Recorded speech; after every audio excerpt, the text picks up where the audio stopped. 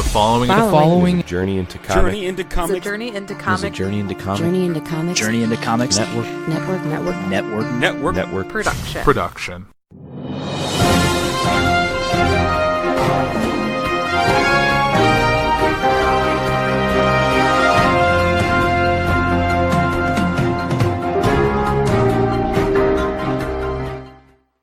Welcome back, ladies and gentlemen. You are listening to Puhr 360. I am your host, Andrew Puhr, and I want to thank you for joining me here today. Now, for those of you who didn't listen last week, Puhr 360 is a show that is topic-based, which means instead of focusing on news, which is what you're used to getting on Tuesdays, you're going to be getting specific topics that are tied to current events.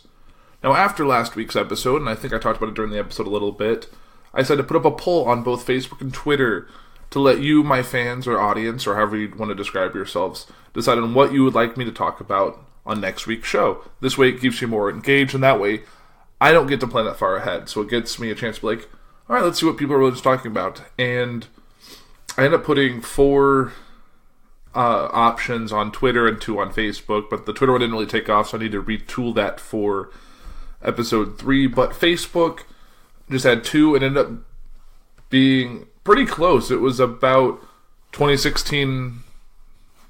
No, it wasn't quite 2016. I would say it was about 54 to 46 in favor of the border wall.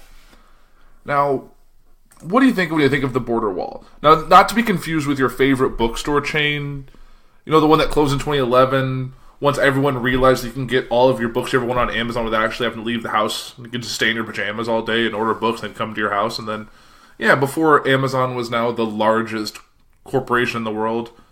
Yeah, so not that borders. The border wall. Now, what kind of comes to mind when you think of a border wall?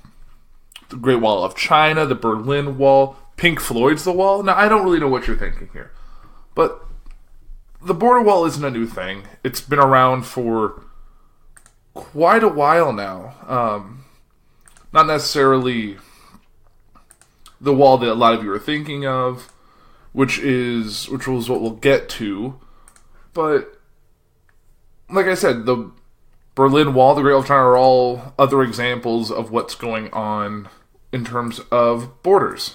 Now, borders come in really all shapes and sizes, because if you kind of think back to the original borders were geographic.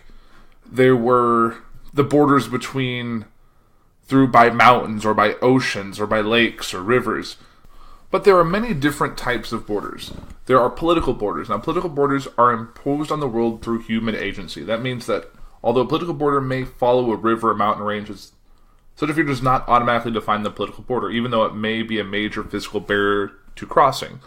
Political borders are often classified whether or not they follow conspicuous physical features on the earth, as opposed to natural borders. Now, natural borders, like I said before, are geographical features that present natural obstacles to communication and transport. Existing political borders are often formalization of such historical natural obstacles. Some geographical features that often constitute natural borders are oceans, rivers, lakes, forests, and mountain ranges. Throughout history, technological advances have reduced the cost of transport and communication across the natural borders. That has reduced the significance of natural borders over time. As a result, political borders that have been formalized more recently, such as those in Africa or the Americas, typically conform less to natural borders than very old borders such as those in Europe and Asia. Now, we also have geometric borders. Now, geometric borders or geometric boundaries are formed by straight lines, such as lines of latitude or longitude, or occasionally arcs, like you can see in Pennsylvania and Delaware, regardless of the physical and cultural features of the area. Some political boundaries are often found around the states that developed out of colonial holdings, such as in North America, Africa, and the Middle East. Now, flat borders, which is something that I just don't quite understand, is a generalization of the idea of geometric borders, the idea that a flat boundary by which is meant any sort of boundary that does not track an underlying bona fide, a physical discontinuity. Flat in Latin means let it be done, or a decision. So flat boundaries are typically the product of human demarcation, such as demarcating electoral districts or postal districts. So if you ever look at kind of how like county lines are drawn, this thing baffles me. Is like I'll look at counties or cities, and there's just like, oh, the city kind of wraps around this feature, so it gets this, or the fact that, oh, hey, like I live in Illinois, so the fact that O'Hare Airport, despite being so far away, is technically a part of Chicago. And if you look at like the Chicago map, it kind of just jets out in this weird word balloon shaped feature that engulfs O'Hare Airport, so they get those taxes because it's Chicago and they're gonna fight for it every chance they get. But back to what I was saying. So that's kind of another thing of flat borders. Now we have relict borders. Relict border is a former boundary which may no longer be a legal boundary at all. However, the former presence of the boundary can still be seen in the landscape. For instance, the boundary between East and West Germany is no longer an international border, but can still be seen because of historical markers on the landscape and is still a cultural and economic division in Germany. We also have lines of control. A line of control refers to a militarized buffer border between two or more nations that is yet to be resolved or implemented for permanent border status. LOC borders are under military control that are not recognized as an official international border, formerly known as a ceasefire line. An LOC was first created as a way to buffer war borders during the Simla Agreement, similar to a ceasefire line. An LOC is the result of war, stalemates, and land ownership conflict. We also have maritime borders, which maritime borders is a division enclosing an area in the ocean where a nation has exclusive rights over the mineral and biological resources, encompassing maritime features, limits, and zones. We also have airspace borders. Like you always think of like international airspace, and airspace is the atmosphere located within a country's controlled international and maritime borders. All sovereign countries hold the right to regulate and protect airspace under the international laws of air sovereignty. The horizontal boundaries of airspace are similar to the policies of high seas in the maritime law. Airspace extends 12 nautical miles from the coast of a country, and it holds responsibility for protecting its own airspace unless under NATO peacetime protection. And then when you get out of those, you also have international borders. So the different types of international borders are: an open border is the deregulation and lack of regulation on the movement of persons between nations and jurisdictions. Does not apply to trade or movement between privately owned land areas. Most nations have open borders for travel within their nation of travel. Examples of that include the United States and Canada. However, only a handful of nations have deregulated open borders with other nations. An example of this is being the European Union. Members under the Schengen Agreement, Schengen, Schengen Agreement. Open borders used to be very common amongst all nations. However, post-World War I led to the regulation of open borders, making them less common and no longer feasible for most industrialized nations. Now, we also have regulated borders. Now, regulated borders have a varying degree of control on the movement of persons and trade between nations and jurisdictions. Most industrialized nations have regulation on entry and require one or more of the following procedures: visa check, passport check, or customs checks. Most regulated borders have regulation on immigration, types of wildlife and plants, and illegal objects such as drugs or weapons. Overall, border regulations are placed by national and local governments, can vary depending on nation and current political or economic conditions. Some of the most regulated borders in the world include Australia, the United States, Israel, Canada, the United Kingdom, and the United Arab Emirates. These borders have government-controlled border agencies and organizations that enforce border regulation policies or on and within their borders. We also have demilitarized zones, or a DMZ. Is a border separating two or more nations, groups, or militaries that have agreed to prohibit the use of military activity or force within the border bounds. A DMZ can act as a war boundary, ceasefire line, wildfire preserve, or in some cases as a de facto international border. An example of demilitarized international borders is the 30th parallel between North and South Korea. Other notable DMZ zones include Antarctica and outer space. Outer space consisting of all space 100 miles away from the Earth's surface. Both are preserved for world research and exploration. Well, that's also good to know. There are different border economics that we have to worry about. The presence of borders often fosters certain economic features or anomalies. Whenever two jurisdictions come into contact, special economic opportunities arise for border trade. Smuggling provides a classic case. Contrariwise, a border region may flourish on the provision of excise or import-export services, legal or quasi-legal, corrupt or legitimate. Different regulations on either side of the border may encourage services to position themselves at or near the border. Thus, the provision of pornography, of prostitutes, of alcohol, fireworks, and or narcotics may cluster around borders, city limits, county lines, ports, and airports in more planned and official context. Special economic zones often tend to cluster near borders or ports. How about that? This really has come into politics in recent years, and this is kind of where we get into what we're really talking about today. And that's political borders have a variety of meanings for those whom they affect. Many borders in the world have checkpoints where border control agents inspect persons and or goods crossing the boundary. In much of Europe, controls on persons were abolished by the 1985 Schengen Agreement and subsequent European Union legislation. Since the Treaty of Amsterdam, the competence to pass laws on crossing internal and external borders in the European Union and the associated Schengen area states, Iceland, Norway, Switzerland, and Liechtenstein, lies exclusively within the jurisdiction of the European Union, except where United States have used a specific right to opt out. The United Kingdom and Ireland, which maintain the common travel area among themselves. The United States has notably increased measures taken in border control on the Canada-United States border and the United States-Mexico border during its war on terrorism. The war on terrorism leading from the 9/11 terrorist attack. One American writer said that the 3,600-kilometer or 2,200-mile U.S.-Mexico border is probably the world's longest boundary between a first world and third world country. Historic borders such as the Great Wall of China, the Maginot Line, and Hadrian's Wall have played a great many roles and has been marked in different ways, while the stone walls, the Great Wall of China, and the Roman Hadrian's Wall in Britain had military functions. The entirety of the Roman border were very porous, which encouraged Roman economic activities with neighbors. On the other hand, a border like the Maginot Line was entirely military and was meant to prevent any access in what was to be World War II to France by its neighbors, Germany. Germany ended up going around the Maginot Line through Belgium, just as it had done in World War I. So, we kind of talked about that and like the border barriers. So, like a border barrier is a separation barrier that runs along the international border. Such barriers are typically instruction for border control purposes such as curbing illegal immigration, human trafficking, and smuggling. In case of a disputed or unclear border, erecting a barrier can serve as a de facto unilateral consolidation of a territorial claim that can supersede formal delimitation.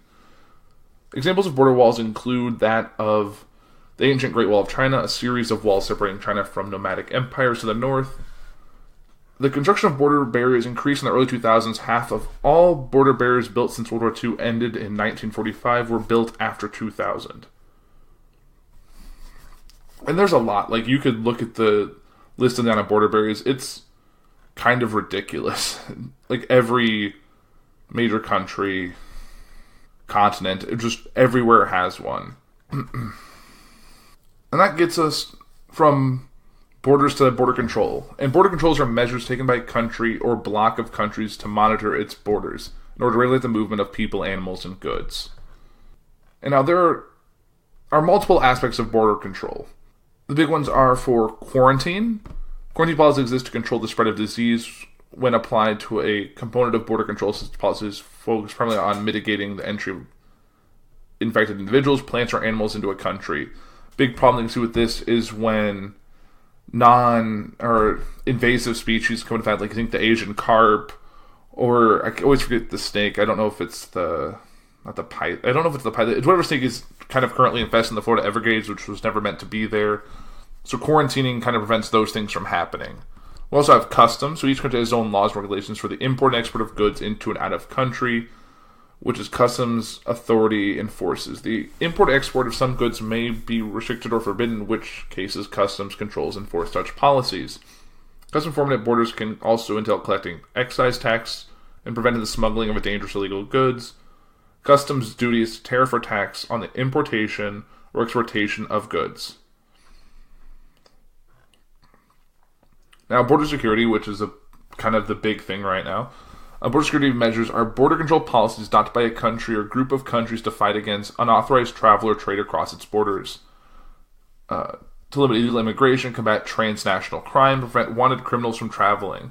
In India, border security focuses primarily on the Bangladeshi and Pakistani borders in order to deter unlawful immigration and drug trafficking.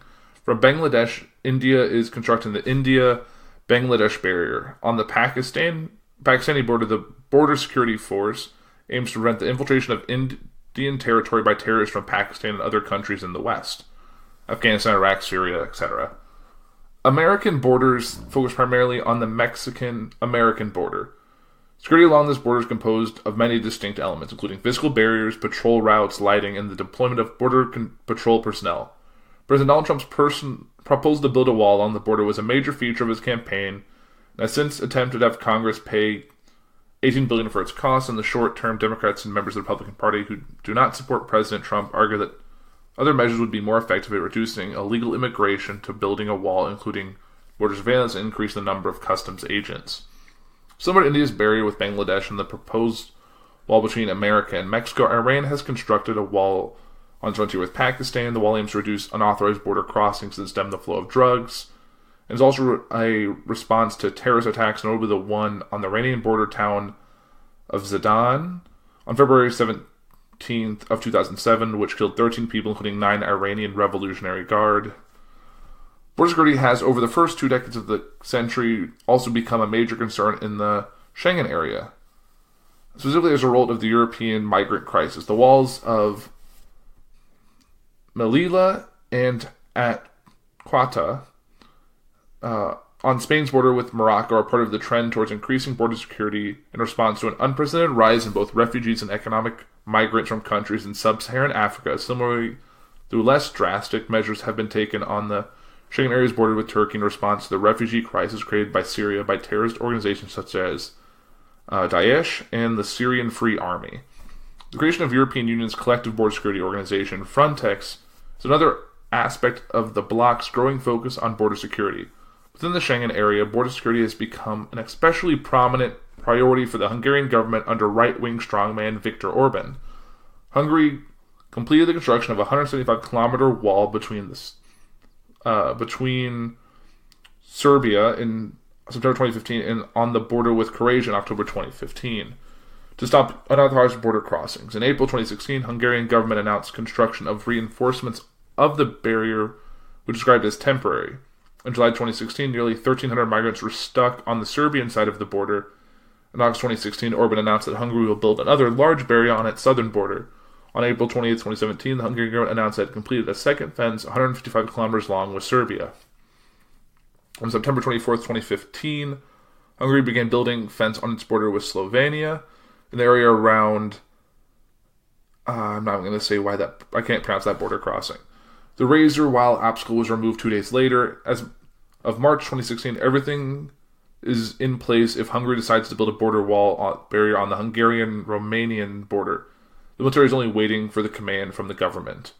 Another example of border security is the Israeli anti-tunnel barrier along its border with the Gaza Strip, a part of the state of Palestine under controls of Hamas, a militant group backed by the Muslim Brotherhood, a Qatari-sponsored fundamentalist organization, in order to curtail Hamas's ability to build tunnels into Israeli-controlled territory. Israel have built a slurry wall. Similarly, Saudi Arabia has begun construction of a border barrier or fence between its territory and Yemen to prevent the unauthorized movement of people and goods. The difference between the countries' economic situations means that Yemen's head to Saudi Arabia to find work. Saudi Arabia does not have a barrier with its other neighbors in the Gulf Cooperation Council, whose economics are more similar. In 2006, Saudi Arabia proposed constructing a security fence along the entire length of its 900-kilometer-long desert border with Iraq in a multi-million-dollar project to ensure the kingdom's borders in order to improve internal security, control illegal immigration, and bolster its defense against external threats. In July 2009, it was reported that Saudis will pay $3.5 billion for the security fence. The combined wall and ditch will be 600 miles long and include 5 layers of fencing, watchtowers, night vision cameras, and radar cameras, and manned by 30,000 troops. Elsewhere in Europe, the Republic of Macedonia began erecting a fence on its border with Greece in November of 2015. On the land border between Palestine and the portion of the Sinai Peninsula, administered by the African nation of Egypt, the latter began construction of a border barrier in 2009, prompted by concerns that militant organizations were making use of the Gaza Strip smuggling tunnels to move weapons and personnel between Gaza and Egypt. In 2003, Botswana began building a 480-kilometer-long electric fence along its border with Zimbabwe. The official reason for the fence is to stop the spread of foot and mouth disease among livestock. Zimbabweans argue that the height of the fence is clearly intended to keep out people. Botswana has responded that the fence is designed to keep out cattle and ensure that entrants have their shoes disinfected at legal border crossings. Botswana also argued that the government continues to encourage legal movement in the country. Zimbabwe was unconvinced the barrier remains a source of tension. Now, it seems like every country has their own form of border control, border security, border measures to prevent illegal transport of goods, people, all of that. But really why you're listening to the episode today is because you want to talk about the Mexico-United States barrier. Now, it's really, well, the Mexico-United States barrier is a series of vertical barriers along the Mexico-United States border aimed at preventing illegal crossings from Mexico into the United States. The barrier is not one continuous structure, but a discontinuous series of physical obstructions variously classified as fences or walls. Between the physical barriers, security is provided by a virtual fence of sensors, cameras, and other surveillance equipment used to dispatch United States Border Patrol agents to suspected migrant crossings.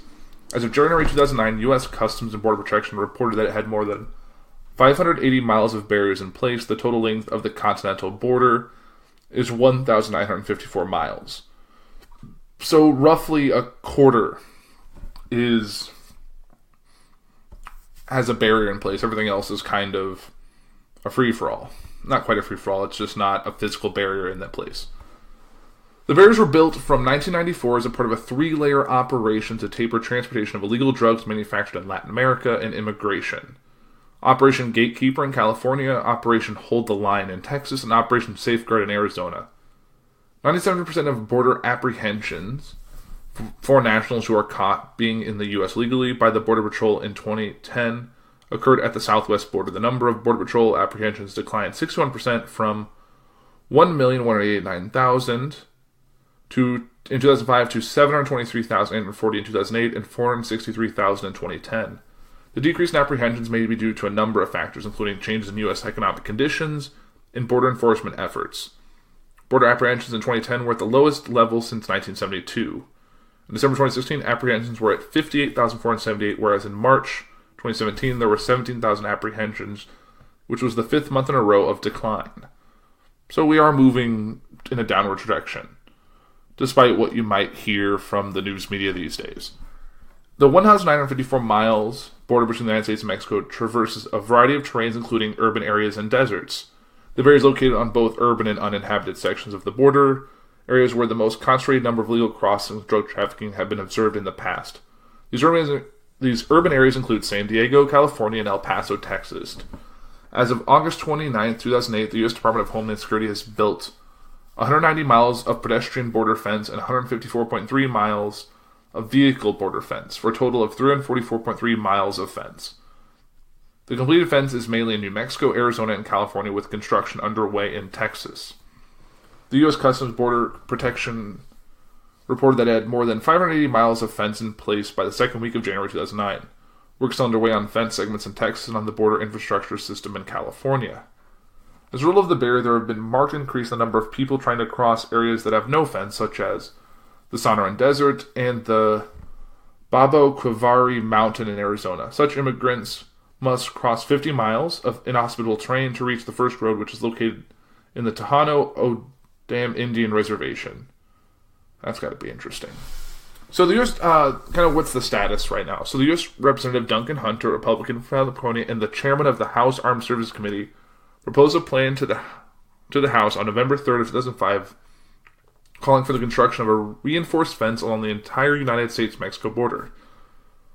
This would have included a 100-yard border zone on the U.S. side. On December 15th, 2005, Congressman's amendment to the Border Protection, Anti-Terrorism, and Legal Immigration Control Act of 2005 passed in the House. The plan called for mandatory fencing along 698 miles of the 1,954-mile border. On May 17, 2006, the United States proposed with Comprehensive Immigration Reform Act of 2006, what could be 370 miles of triple-layered fencing and a vehicle fence. Although the bill died in committee, eventually the Secure Fence Act of 2008 was passed by Congress and signed by President George W. Bush on October 26th of 2006. Now, what did the Secure Fence Act of 2006 do? So the Secure Fence Act states, the bill will help protect the American people, the bill will make our borders... Oh, sorry, this is what George Bush said when he signed it. The bill will help protect the American people, the bill will protect the borders, an important step towards immigration reform. So, the background of the fencing built under the 2006 Act was not the first border fence in the United States, like I said. The 2006, at the time it was passed, George Bush White House touted the fence as an important step towards immigration reform. White House Office of the Press Secretary stated that the act authorizes the construction of hundreds of miles of additional fencing along our southern border, authorizes more vehicle barriers, checkpoints, and lighting to help prevent people from entering our country illegally, authorizes the Department of Homeland Security to increase the use of advanced technology like camera satellites and unmanned aerial vehicles to reinforce our infrastructure at the border. So, yeah, that's kind of what the 2006 one was. The government of Mexico and ministers of several Latin American countries condemned their plans. Rick Perry, governor of Texas, also expressed his opposition, saying that instead of being crossed, the border should be opened more and through technology support legal and safe migration. The very extension is also opposed by... Actually, I'm going to stop there. It's kind of interesting that Rick Perry came out as opposing this because Rick Perry now serves as the United States Secretary of Energy. But I feel like if Donald Trump even went as simple as read the Wikipedia article about the United States-Mexico border area, he might have some words to say to former governor of Texas, Rick Scott, who is now his Secretary of Energy. But kind of back to what I was saying. The barrier expansion was also opposed by unanimous votes by the Laredo, Texas City Council. Laredo's mayor, Raul G. Salinas, defended his town people by saying that the bill, which included miles of border wall, would devastate Laredo. He said that there are people that are... These are people that are sustaining our economy by 40%. I'm going to close the door on them and put a wall. You don't do that. It's a slap in the face so that Congress should revise the bill to better reflect the realities of life on the border. Now, the Secure Fence Act of 2006 was introduced on September... Well, this is kind of a repeat of what I've already read. I guess more about this the Secure Fence Act of 2006. On September 29, 2006, by a vote of 80-19, the U.S. Senate confirmed H.R. 6621, authorizing and partially funding the possible construction of 700 miles of physical fence barriers along the border. The very broad support implied that many assurances were made by the administration to the Democrats of Mexico and the pro-comprehensive immigration reform minority among Republicans. The Homeland Security would proceed very cautiously. Secretary of Homeland Security Michael Chertoff announced that an 8-month test of the virtual fence he favored would proceed in the construction of a physical barrier. On October 20, 2006, George W. Bush signed it. The signing of the bill came right after the CNN poll showed that most Americans prefer the idea of a more Border Patrol agents to a 700-mile fence. So that was in 2006. The CNN poll showed that most Americans preferred more Border Patrol agents than a physical barrier. The Department of Homeland Security had a down payment of $1.2 billion marked for border security, but not specifically for the border fence. As of January 2010, the fence project has been completed from San Diego to Yuma, Arizona. From there, continued in Texas, consisted of a fence that was 21 feet tall and 6 feet deep in the ground, cemented in a 3-foot wide trench with 5,000 psi concrete. There was no fatalities during construction, but there were 4 serious injuries and multiple aggressive acts against building crews. There was 1 reported shooting with no injury to a crew member in the Mexicali region.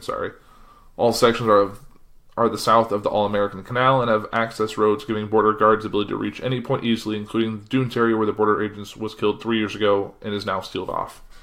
The Republican Party's 2012 platform stated, the double-layer fencing on the border that was enacted by Congress in 2006 but never completed must finally be built. The Secure Fence Act's costs were estimated at $6 billion, more than the Customs and Border Patrol's entire annual discretionary budget of $5.6 billion. That's just their discretionary budget? That is really shocking. The Washington Office on Latin America noted that its border fact check site in 2013 the cost of complying with the Secure Fence Act's mandate was the reason it had not been completely fulfilled.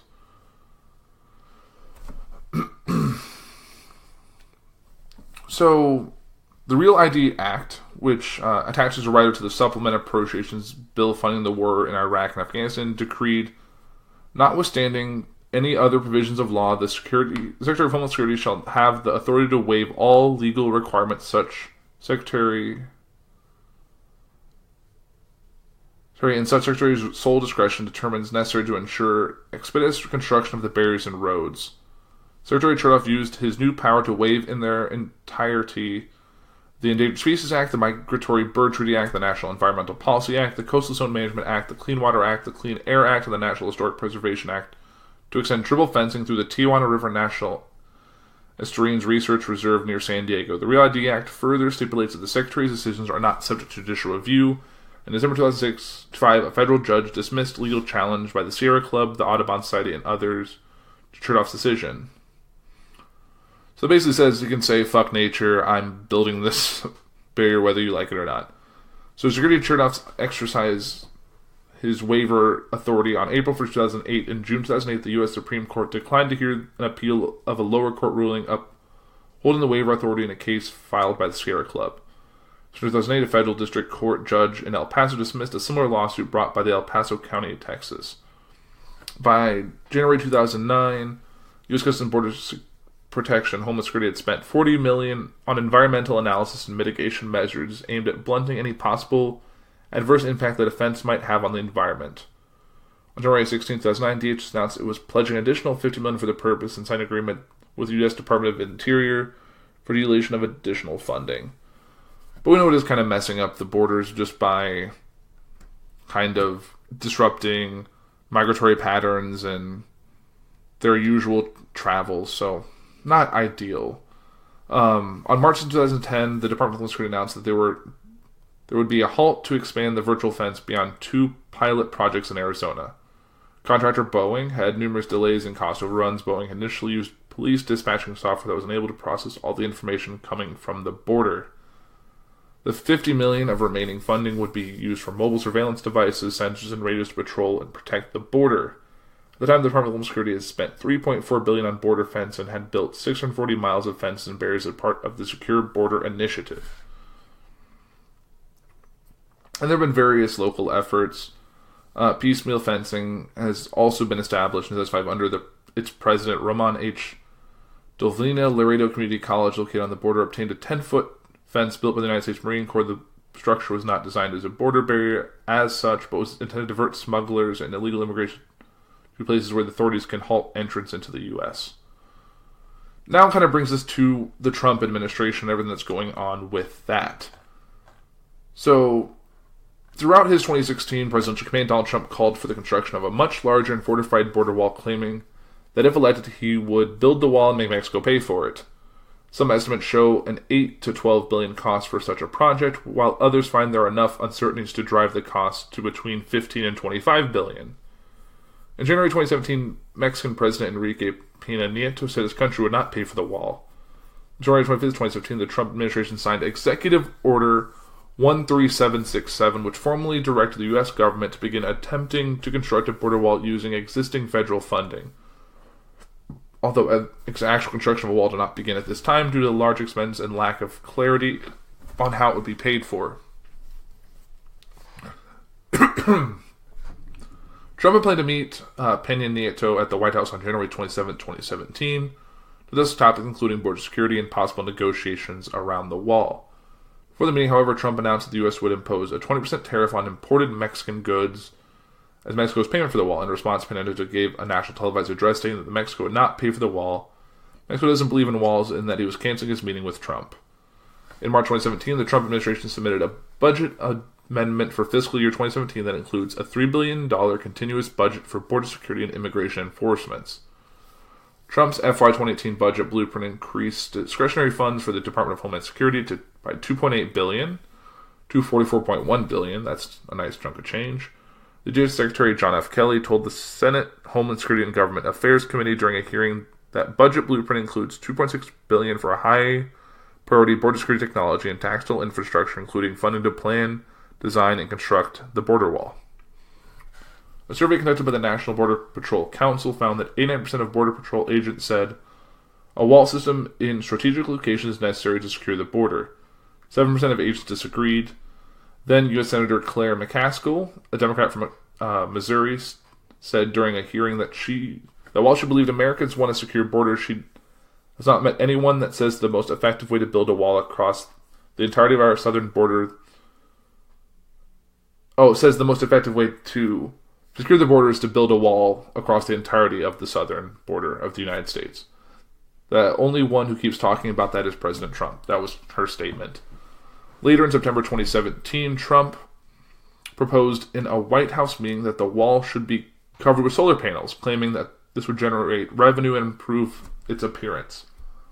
On January 21st, 2017, Trump told a rally in Cedar Rapids, Iowa, that he is working on ways in which Mexico will have to pay much less money, saying that the wall would be a solar wall that would create energy and pay for itself. Okay. In March 2018, Trump also cited a study by the Center for Immigration Studies which claimed that a wall along the Mexican border could save taxpayers $64 billion by reducing crime and welfare costs for undocumented immigrants for the 10 years after its construction, thereby breaking even on construction costs and paying for itself.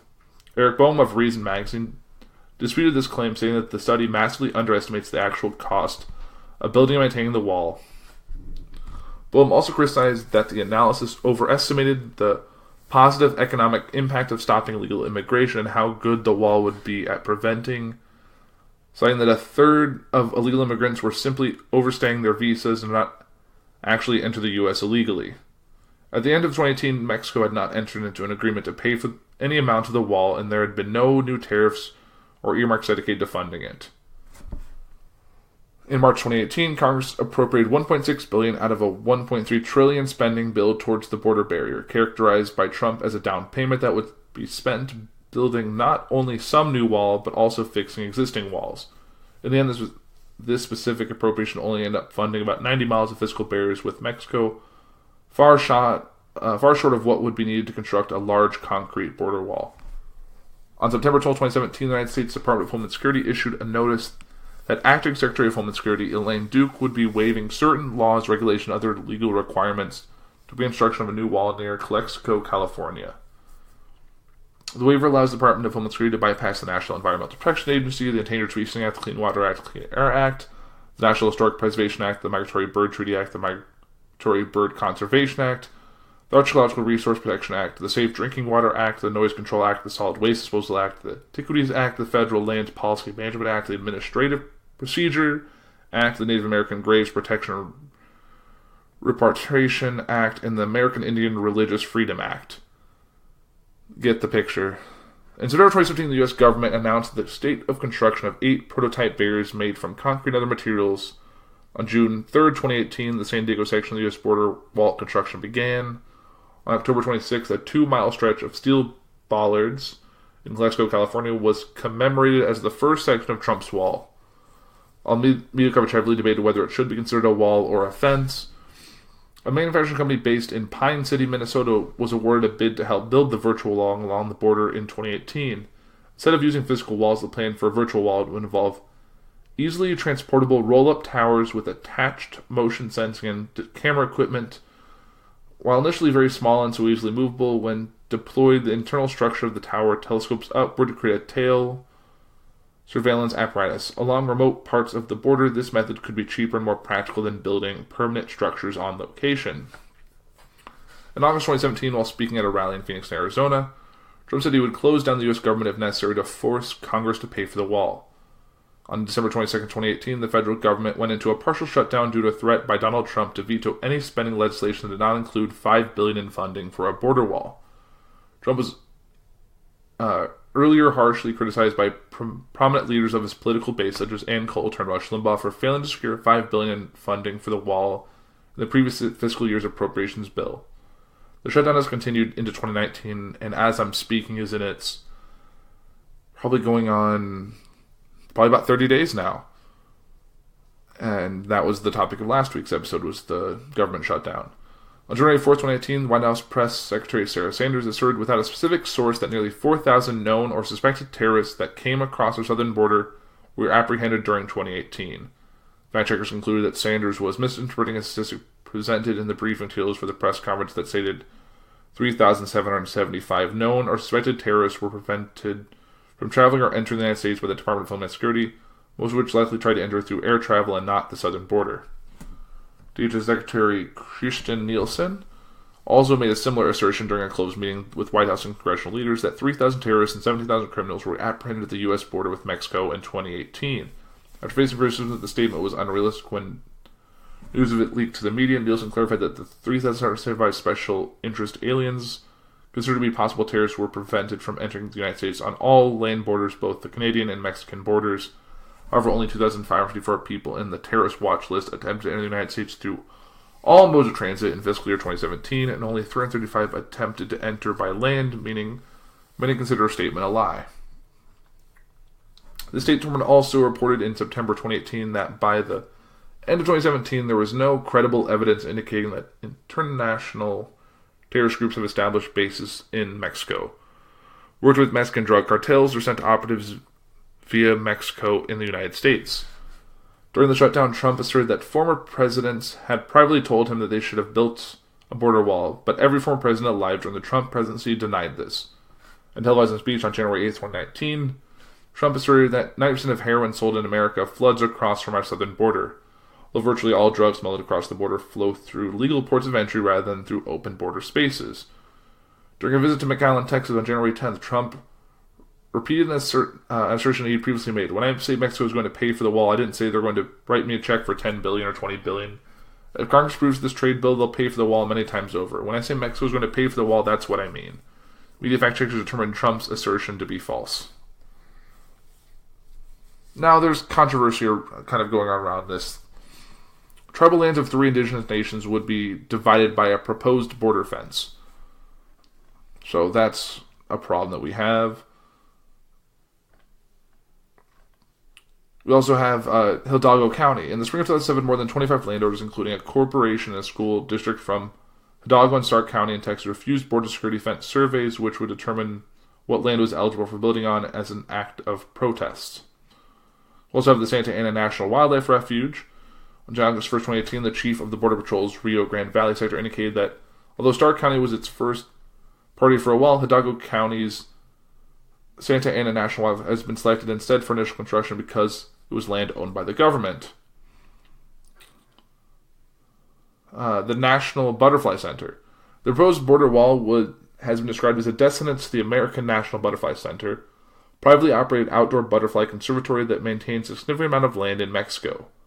Filmmaker Christian Schleier, part of an all-woman team creating a documentary film about butterflies in the border wall, estimates the construction would put 7% of the preserved habitat on the Mexican side of the border, in addition to concern about seizure of private property by federal government. Their employees have noted that local economic impact. The Center's director has stated that environmental tourism contributes to more than $450 million to Hidalgo and Starr counties. In early December 2018, a challenge to wall construction at the National Butterfly Center was rejected by the U.S. Supreme Court. According to the San Antonio Express News, the High Court let stand an appeals ruling that let the administration bypass 28 federal laws. Yeah, I don't get why they're allowing that bypass. We know Mexico is condemning it. There's been plenty of migrant deaths between those traveling and having it affect. We know it's going to affect a lot of the environmental side of things. In April 2008, the Department of Homeland Security announced plans to waive those 30 environmental and cultural laws to speed construction of the barrier, despite claims that from then Homeland Security Chief Michael Chertoff that the department would minimize the construction's impact on the environment.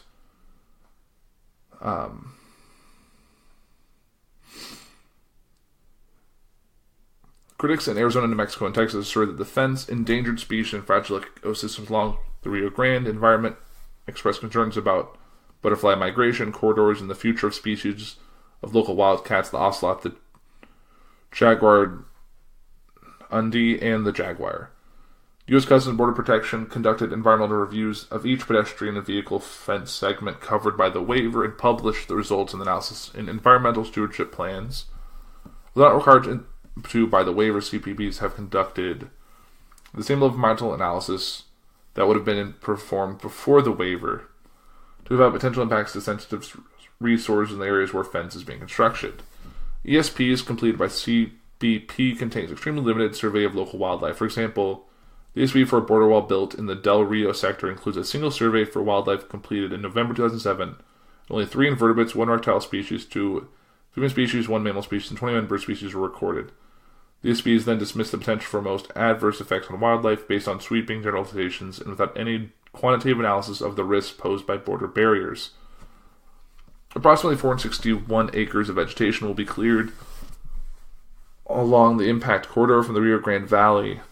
The impact corridor will be cleared The impact corridor avoids known local locations of Walker's Manicock and Sapta bladderpod, but approaches several known locations of Texas Yenya. For this reason, the impact of federally listed plants are anticipated to be short-term, moderate, and adverse. This extra is typical of DSPs, and the risk of endangered plants is deemed short-term without any quantitative population analysis. By 2008, more than 90% of the southern border in Arizona, Mexico had been surveyed.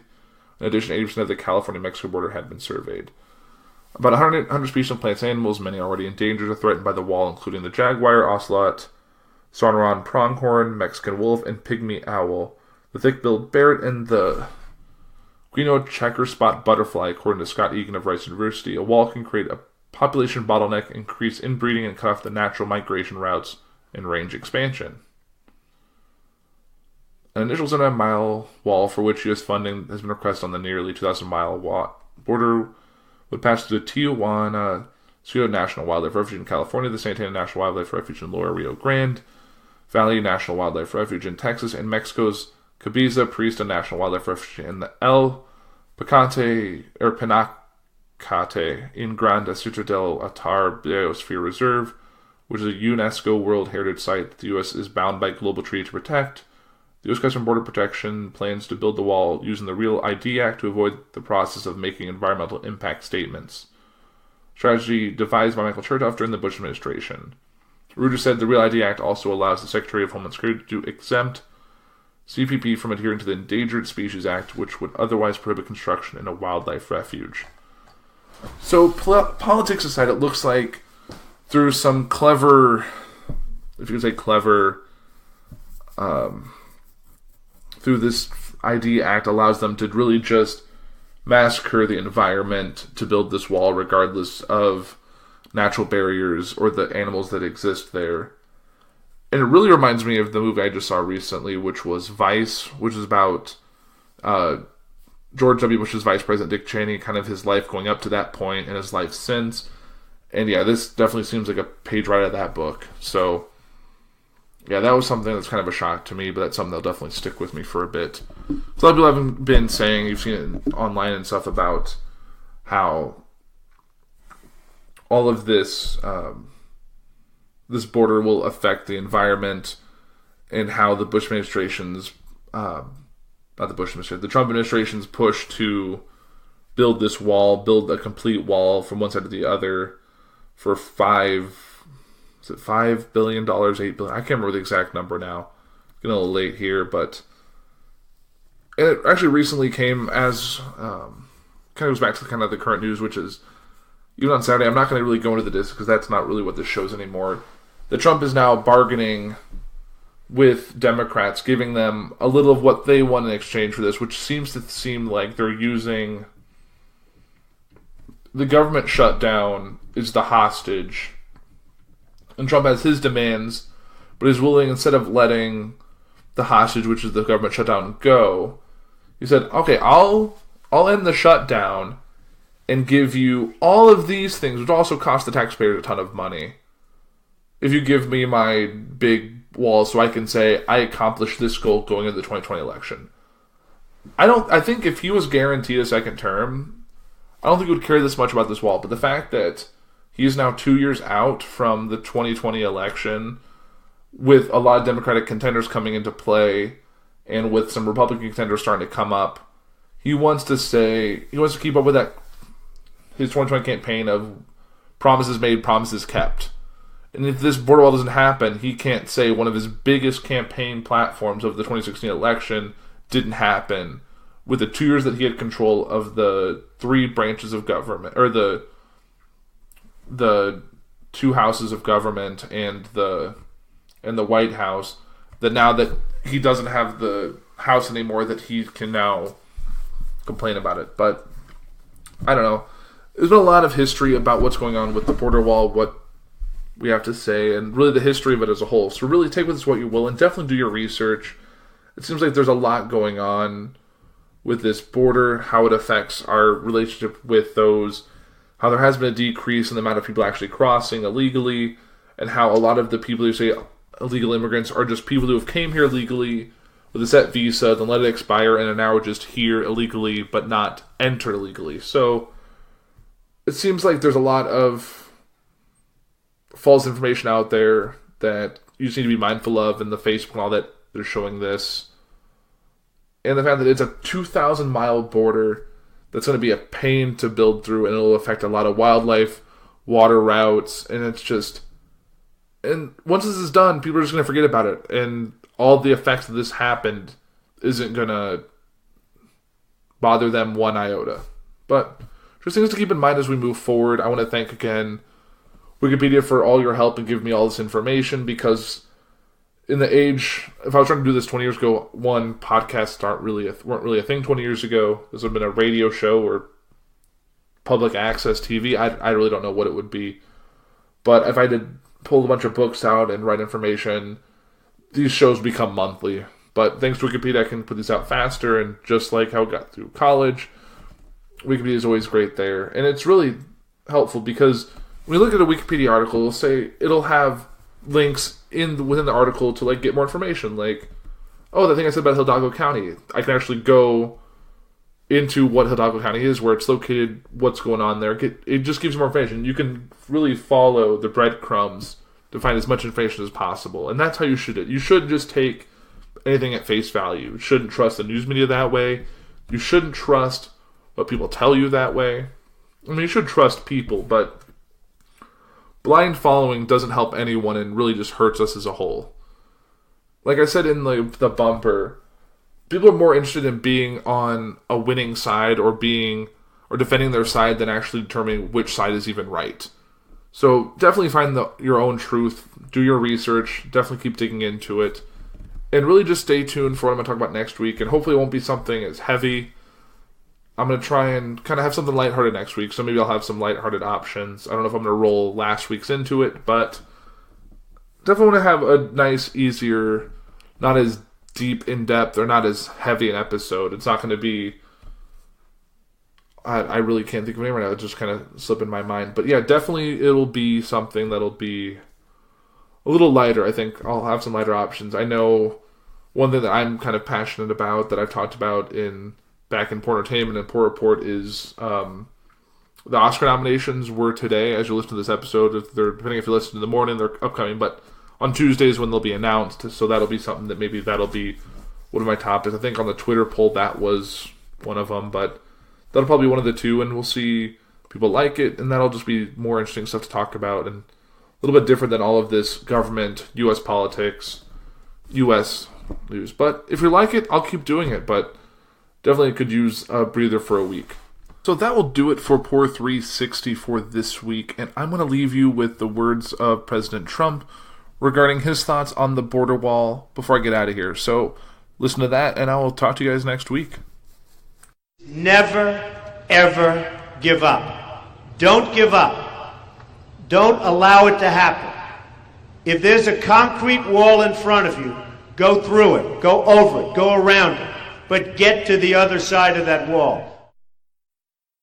You've been listening to Puhr 360. You can find us on the socials at Puhr 360 on Facebook, Twitter, and Instagram. You can find us and all the other podcasts on our network at JourneyIntoComics.com or early access at Patreon.com/JourneyIntoComics. You can find us on all podcasting platforms like CastBox, Podbean, Stitcher Radio, Spotify, and many others. Hey guys, Veronica, Andrew, and Nate here. We are Foodies Watching Movies, a podcast dedicated to awesome movies, great food, and that's about it. Check us out on the JIC network at www.journeyintocomics.com. Maybe throw some money over to our Patreon so we can eat this week. And now, your feature presentation.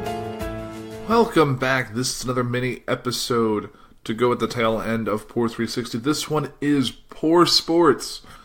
Yes, it's called Puhr Sports 1 because Puhr is my name, and Puhr Sports because I don't know a ton about sports.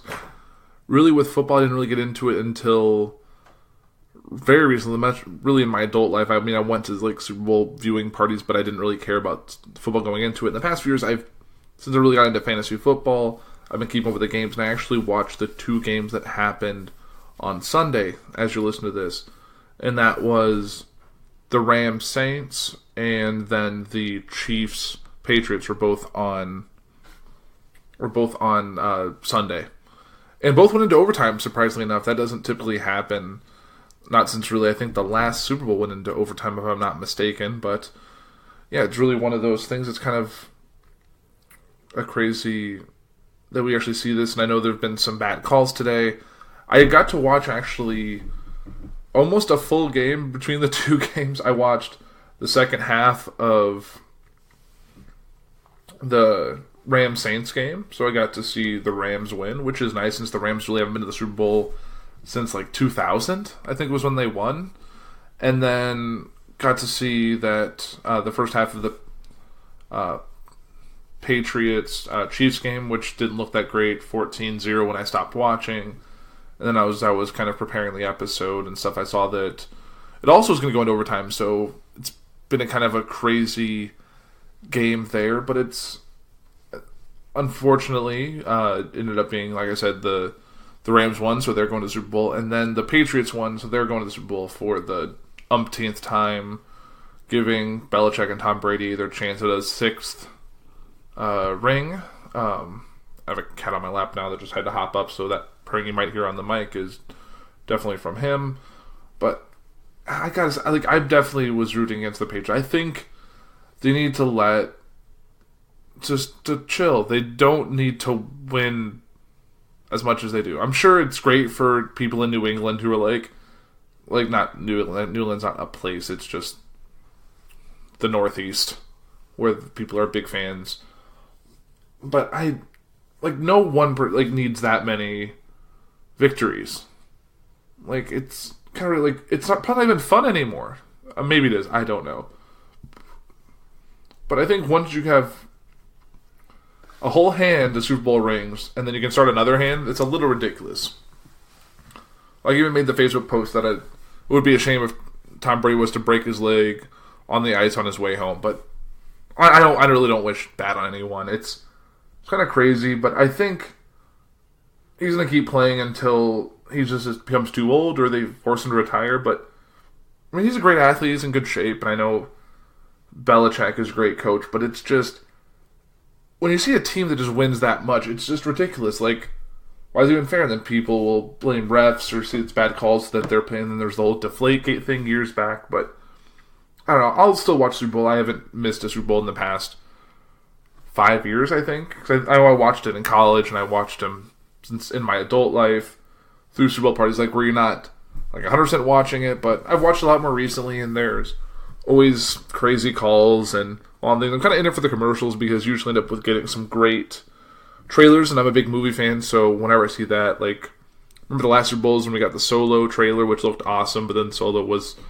not super awesome. But this year we could get probably another Endgame trailer, which I'm excited for, but I don't know. We'll kind of see how this game goes. I'm really going to be rooting for the Rams just because I think it'll be nice for kind of an underdog team, the team that hasn't been to the Super Bowl in quite a long time, gets a chance to play for it.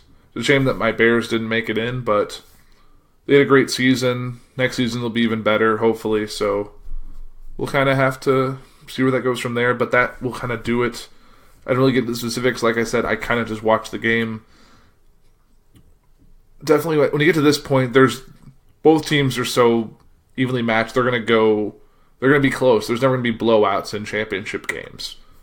Just like the Super Bowl. The Super Bowl will kind of come down to bad decisions, bad calls, and kind of those are the big things. Both teams are evenly matched.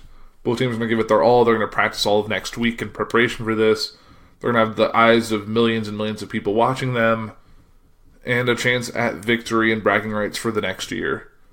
And lowest draft order. But we'll kind of see how that all shakes out. But I'll definitely be rooting for the Rams. Nothing against the Patriots. I would just prefer that they go 2 for 2 on Super Bowl losses in recent memory. So, but that'll do it for Poor Sports this week. I'm going to try and flesh that a little bit more on future episodes that I do talk about sports, which will probably be, the next one will probably follow after the Super Bowl.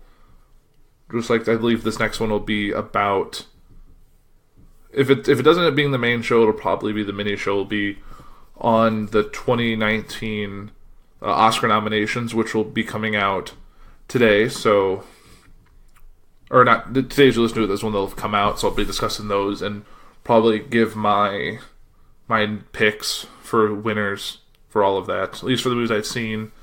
And we'll just kind of go from there. But yeah, that'll do it for Puhr Sports for this week. Definitely check back next week for a new Puhr 360 and a new Puhr Minnesota at the back end. Thanks.